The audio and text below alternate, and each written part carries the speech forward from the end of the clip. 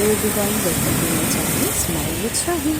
অফিসের কাজে Joker Xenix গ্যালারিতে গেছিলাম, তাই ভাবলাম আপনাদের সাথে জেনিক্স গ্যালারির ভেতরটা একটু শেয়ার করি। আমি বছরের পুরোপুরি কমপ্লেক্সটা বাইরে থেকে অতটা সুন্দর না মনে হলেও ভেতরটা কিন্তু খুবই ভালো।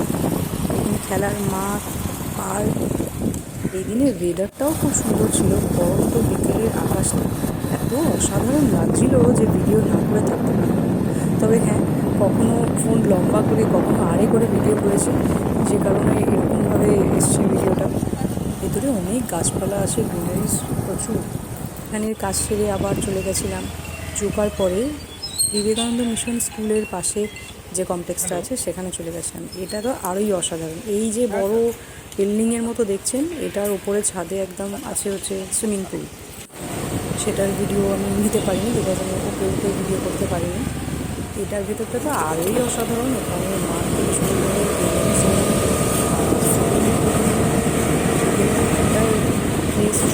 কিছু আছে ভেতরে।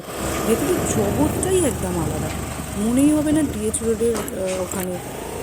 কলকাতায়ও মনে হচ্ছিল না যেটা আছে আমি যখন গেছিলাম। এখন এইসব বড় বড় কমপ্লেক্সে বেশ কিছু অসুবিধা আছে।